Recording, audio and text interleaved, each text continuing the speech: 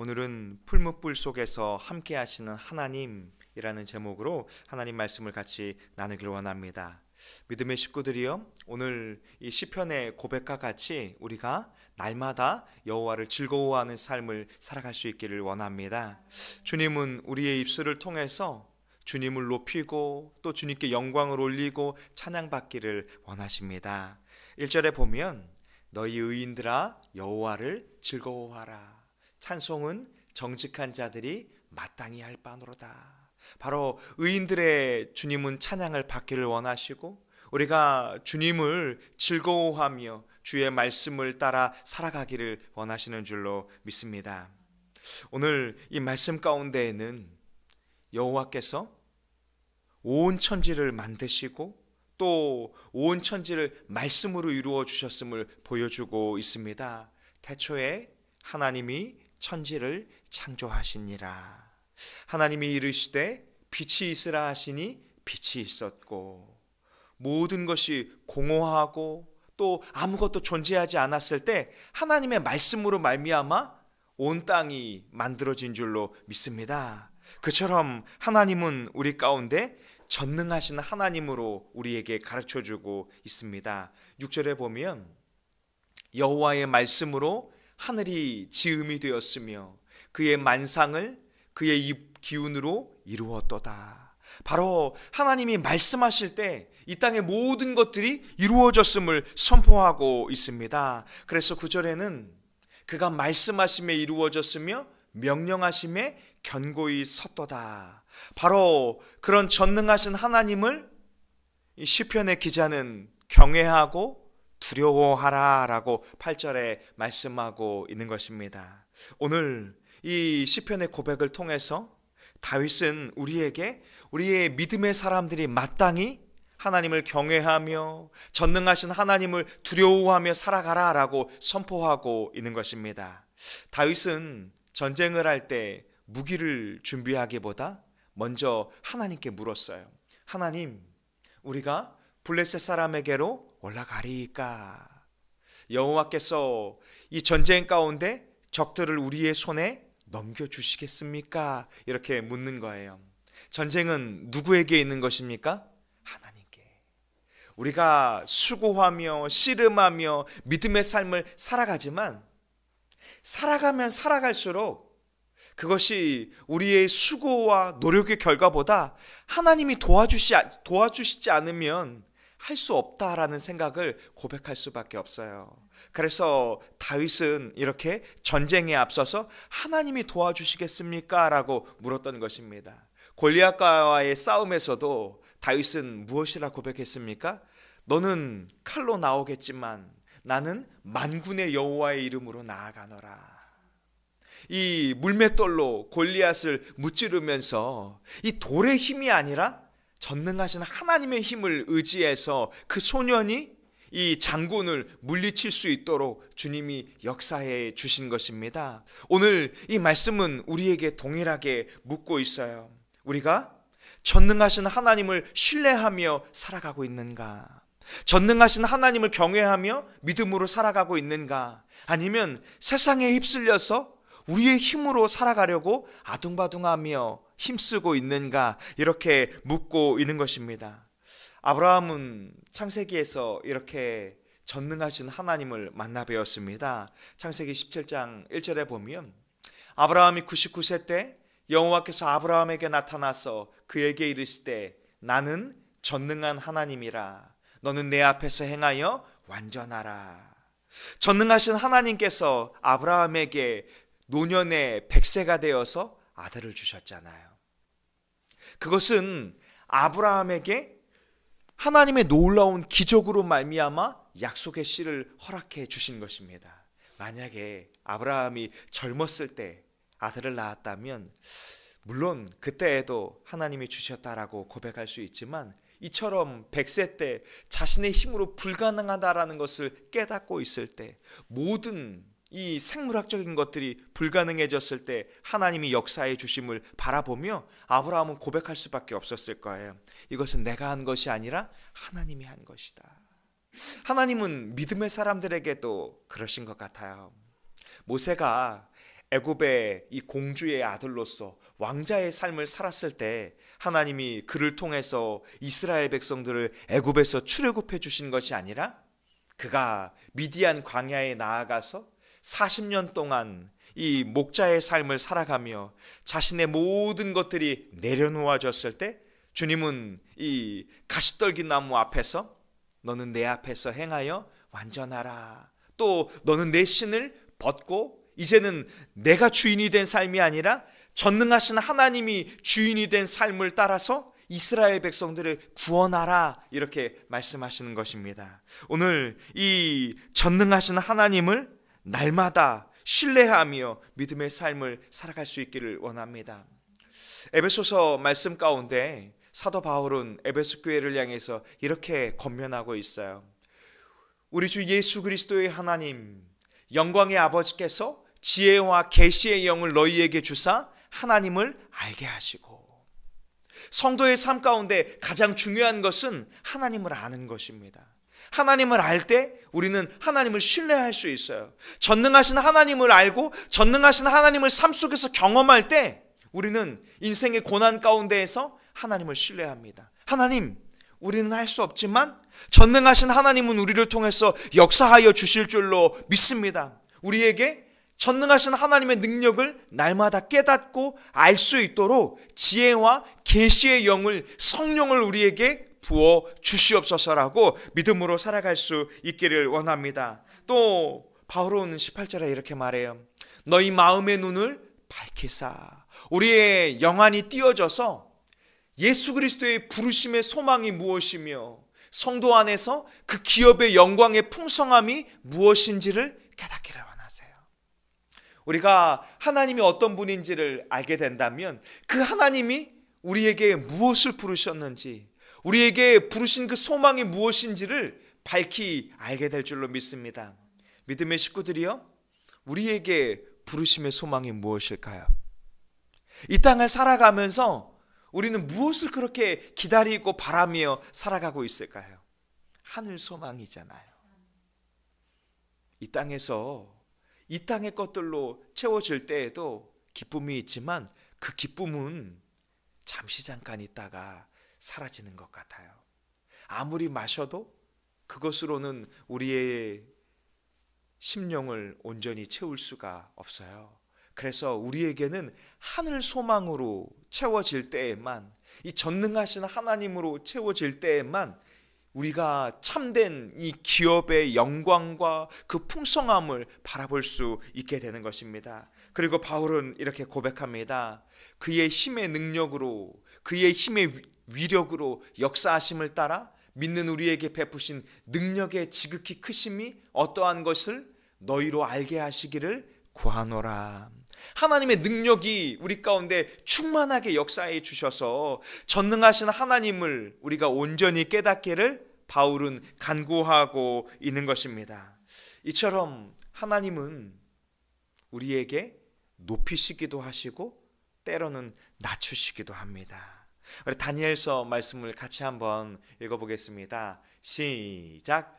이는 순찰자들의 명령대로요 거룩한 자들의 말대로이니 지극히 높으신 이가 사람의 나라를 다스리시며 자기의 뜻대로 그것을 누구에게든지 주시며 또 지극히 천한 자를 그 위에 세우시는 줄을 사람들이 알게 하려 함이라 하였느니라. 아멘. 우리는 이 땅에 능력이 있어서 권력을 잡고 능력이 있어서 많은 것을 소유한 것처럼 생각할 수 있지만 왕을 세우는 것도 하나님께 있는 것이고 나라를 세우는 것도 하나님께 있는 줄로 믿습니다. 그러니 우리가 강대국들을 두려워할 것이 아니라 온 우주 만물을 주관하시는 전능자 하나님을 두려워해야 할 줄로 믿습니다. 사람은 어리석어서 힘과 권력을 가지면 하나님을 두려워하지 않아요. 오히려 하나님의 자리에 앉으려고 합니다. 오늘 이 다니엘서의 말씀에 있는 느부갓네살 왕은 그렇게 자신의 권력과 자신의 이 능력이 충만하다라는 것을 알고 우상에 절하라라는 명령을 내렸어요.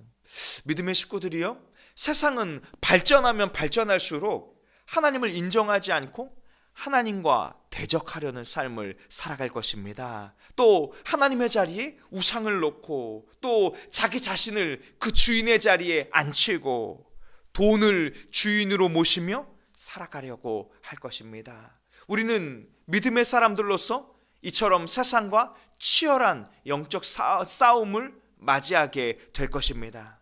그러나 우리는 두려워할 필요가 없어요. 느부갓네살 왕에게 또 신상에게 굴복하지 않은 사드락과 메삭과 아벳느고, 다니엘의 세 친구들은 이렇게 이 신문하는 가운데에서 두려워하지 않습니다. 여기 13절의 말씀에 보면 느부갓네살 왕이 노하고 분하여 사드락과 메삭과 아벳느고를 끌어오라 말하매 드디어 그 사람들을 왕의 앞으로 끌어온지라. 바벨론의 왕이 신상에 절하라 라고 명령했는데 다니엘의 친구들은 그 신상에 절하지 않습니다. 그것은 자신의 신앙과 충돌하는 일이기 때문입니다. 그때 왕이 불러서 이렇게 15절에 이야기합니다. 이제라도 너희가 준비하였다가 악기 소리가 들릴 때 내가 만든 신상 앞에 엎드려 절하면 좋겠거니와. 부드럽게 말하는 것처럼 보이지만 만일 그러하지 아니하면 즉시 너희를 맹렬히 타는 풀무불 가운데 던져 넣을 것이니 능히 너희를 내 손에서 건져낼 신이 누구이겠느냐. 너희의 신이 과연 왕의 손에서 풀무불에서 너희를 건져낼 수 있겠느냐, 이렇게 묻고 있는 거예요.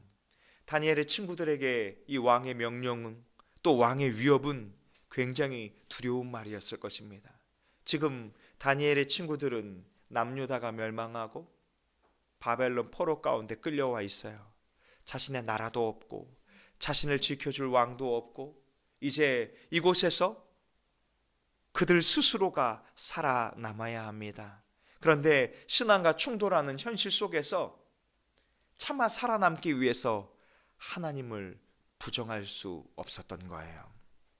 믿음의 식구들이요, 이런 우리의 상황 속에서도 하나님을 신뢰할 수 있겠습니까? 우리는 전능하신 하나님을 진짜 믿음으로 이렇게 우리를 두려워하게 하는 사람 앞에서 담대히 하나님을 고백할 수 있겠습니까? 우리의 삶이 풀무불같이 뜨거운 순간을 마주할지라도 우리는 여전히 하나님을 신뢰할 수 있겠습니까? 다니엘의 친구들은 고백합니다.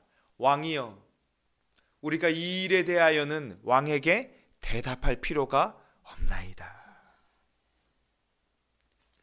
왕이 나를 두렵게 하는 말을 할지라도 하나님을 경외하는 믿음의 길과 반대되는 명령이라면 우리는 여기에 대해서 대답할 필요가 없나이다, 이렇게 고백하는 거예요. 그러면서 그들은 이렇게 고백합니다.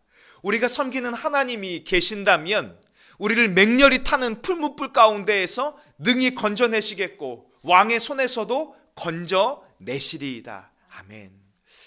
믿음의 식구들이여, 우리의 인생의 풀무불 가운데에서 우리는 때로는 하나님이 침묵하시는 것 같은 순간들을 마주할 수 있어요. 그러나 믿음의 고백과 같이 그 풀무불 가운데에서도 능히 여호와 하나님께서 우리를 건져내 주실 줄로 믿습니다.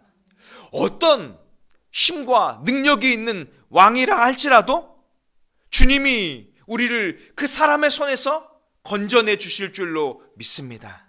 그러니 우리는 오히려 두려워할 것이 아니라 하나님이 나와 함께 할 것인가 불신앙적인 생각을 가질 것이 아니라 하나님이 풀무불 가운데에서도 우리와 함께해 주실 줄로 믿습니다라고, 저희 인생의 고난 앞에서도 하나님이 우리를 붙잡아 주실 것을 믿습니다라고 믿음으로 살아갈 수 있기를 원합니다.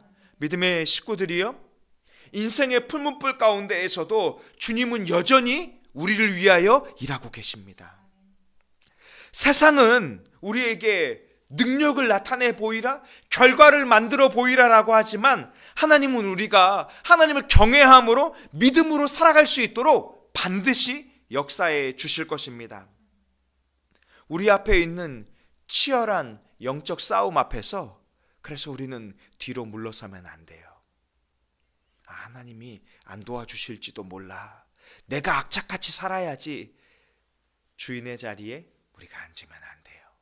오히려 우리가 주일에 예배당에 모여서 예수 그리스도의 이름으로 주님 앞에 예배하며 마음이 흔들리지 않고 요동하지 않고 주님의 견고한 반석 위에 서야 할 줄로 믿습니다. 삶의 자리에서, 가정에서, 공동체 안에서 하나님의 뜻을 잘 분별하며 하나님이 이 시대 가운데 우리에게 어떻게 역사해 주실 것인가, 그것을 믿음으로 바라볼 수 있기를 원합니다. 어제도 선교 기도 편지가 오면서 인도네시아에 계신 선교사님께서 이렇게 요청을 해주시더라고요. 목사님, 이제 우리 선교팀이 그 인도네시아에 있는 이 시골 마을을 곳곳에 다니며 주일학교 아이들에게 복음을 전하려고 합니다. 목사님, 기도해 주십시오. 저는 그 기도 편지를 받아보면서 그런 고백을 했어요. 하나님이 그 사역 가운데 선하게 함께하여 주실 줄로 믿습니다. 지금 이 시대 가운데에서도 믿음의 사람들은 보이지 않는 곳에서 잃어버린 한 영혼을 구원하기 위해서 치열한 영적 싸움을 하고 있어요. 우리 역시도 주의 교회를 세워서 잃어버린 한 영혼을 구원하기 위해서, 또 회복해야 하는 한 영혼들을 회복시키기 위해서 주의 인도하심을 따라 이렇게 치열한 영적 싸움을 하고 있는 줄로 믿습니다. 바로 주님이 주의 교회를 세우셔서 역사하고 계신 이유입니다. 금요 기도회를 마치고 이렇게 성도님들을 이 차량 운행을 해드리면서 나눴던 이야기가 그거예요. 하나님이, 목사님, 이렇게 믿지 않는 영혼을 우리 다산통행교회에 보내주시고 또 예수님을 믿게 하시고 또 예수님을 믿는다고 고백하는 세례를 받게 하여 주시고 연약한 상태이지만 이렇게 한 영혼 한 영혼을 구원해 가시는 것을 보면서 우리 다산통행교회에 하나님이 역사하고 계심을 바라봅니다. 이런 고백을 저에게 해주시더라고요. 이처럼 우리가 전능하신 하나님을 신뢰하며 믿음의 삶을 살고자 할 때 반드시 주님은 이 세상의 풀무불 가운데에서도 우리와 함께 하시며 역사해 주실 줄로 믿습니다. 그래서 여기 18절은 이렇게 고백합니다. 우리 같이 한번 고백하겠습니다. 그렇게 하지 아니하실지라도 왕이여 우리가 왕의 신들을 섬기지도 아니하고 왕이 세우신 금신상에게 절하지도 아니할 줄을 아옵소서. 우리의 믿음의 고백이 이와 같기를 원합니다. 세상이 우리를 짓누르려 할지라도 그 세상을 섬기지 않고 세상을 따라가지 않고 여호와 하나님을 우리의 왕으로 모시며 믿음의 삶을 살아갈 수 있기를 원합니다. 물론 우리가 이렇게 믿음의 고백을 했다고 해서 상황이 바로 바뀌는 것은 아닙니다. 이 땅은 오히려 믿음의 삶을 살아가면 살아갈수록 우리를 미워할 것입니다. 주님이 그렇게 제자들에게 말씀해 주셨잖아요. 세상이 너희를 미워하는 것을 이상하게 여기지 말라. 세상이 나를 미워함으로 너희들이 나의 사람들이기 때문에 미워할 것이다. 너희는 세상에 살지만 세상에서 예수 그리스도로부터 부르심을 받았기 때문에, 예수 그리스도로부터 선택을 받았기 때문에 그들이 너희가 세상에 속하지 않은 줄을 알고 미워할 것이다. 바로 그런 역사가 이 다니엘의 친구들에게도 일어났던 것입니다. 19절에 보면 느부갓네살이 분이 가득하여 사드락과 메삭과 아벳느고를 향하여 얼굴빛을 바꾸고 명령하여 이르되 그 풀무불을 뜨겁게 하기를 평소보다 7배나 뜨겁게 하라 하고. 우리가 믿음으로 살아가면 마치 그 순간부터 모든 것이 다 우리가 원하는 대로 이루어질 거라고 생각할 수 있지만 그렇지 않아요. 우리가 믿음의 삶을 살아갈 때 이런 풀무불과 같은 영적인 도전이 있습니다.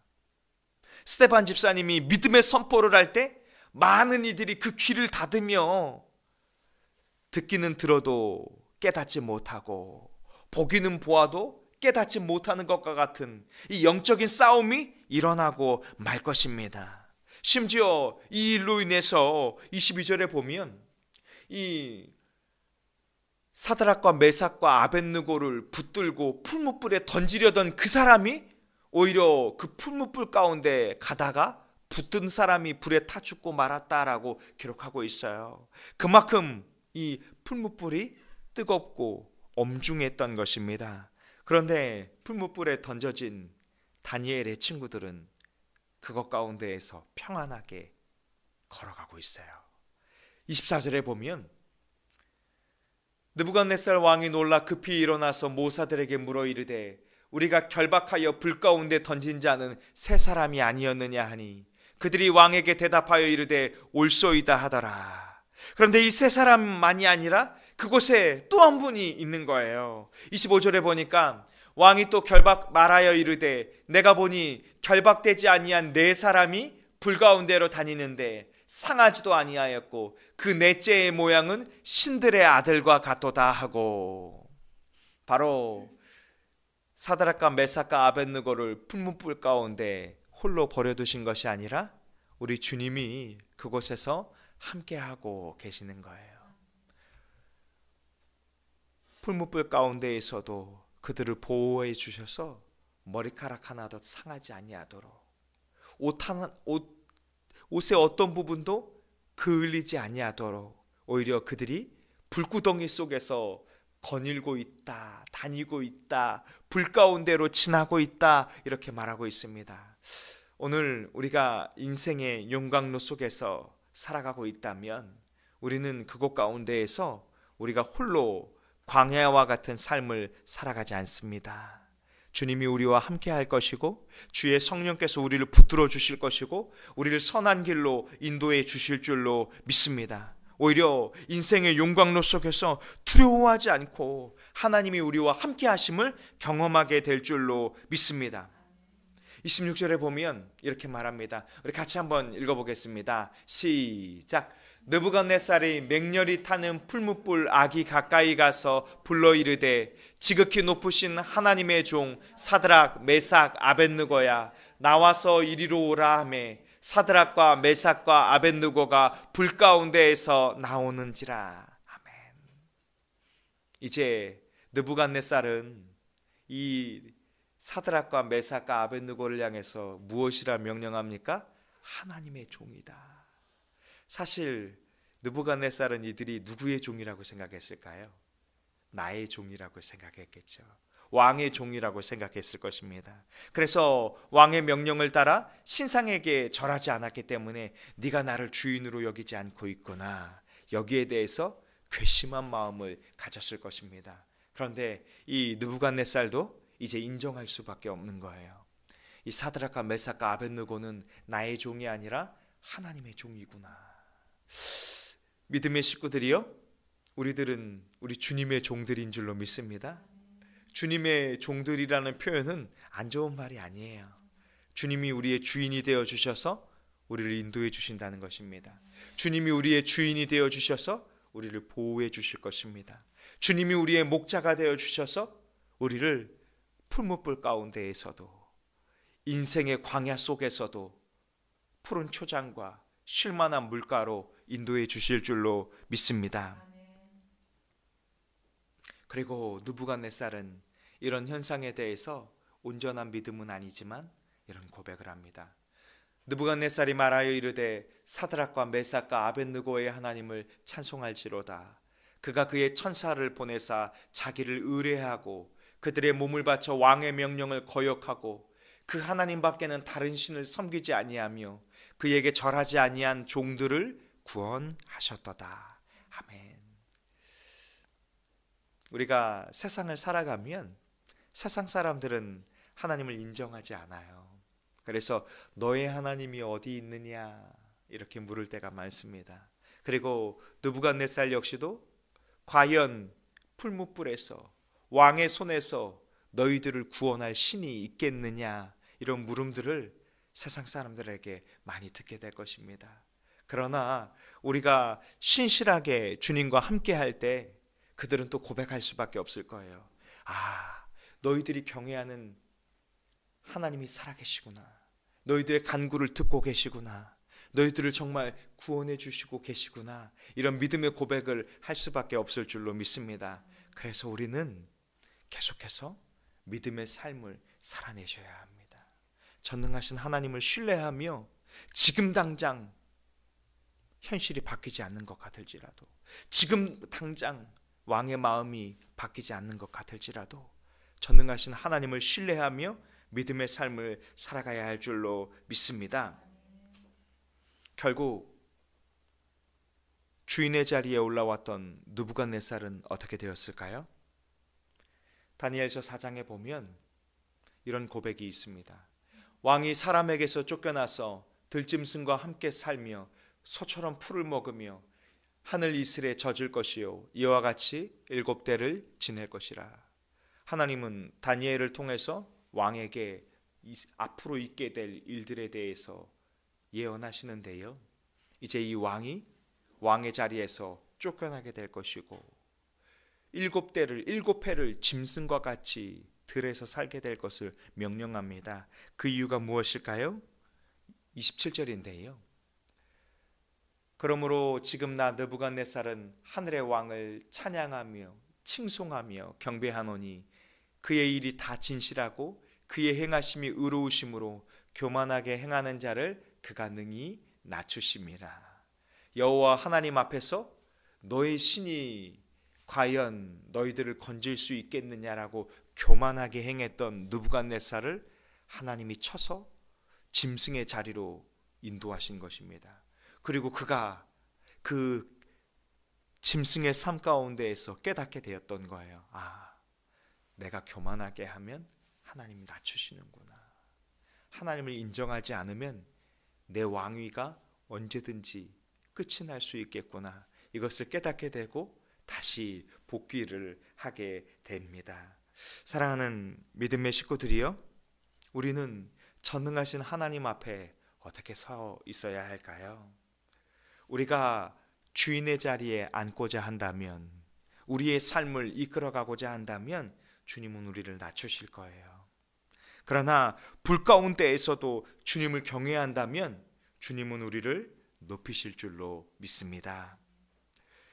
때로는 풀무불 가운데에서 침묵하는 것처럼 느껴질지라도 우리의 삶이 마치는 그 마지막 날까지 주님을 온전히 신뢰할 수 있기를 원합니다. 주님이 말씀으로 세상을 창조하셨듯이 풀무불 가운데에서도 함께해 주셨듯이 우리의 인생 가운데 첫 천성에 가는 그날까지 우리를 붙잡아 주실 줄로 믿습니다. 삶의 주인이시고 구원자이신 전능하신 하나님을 경외하며 한 주간에도 믿음의 삶을 살아갈 수 있기를 소망합니다. 기도하겠습니다.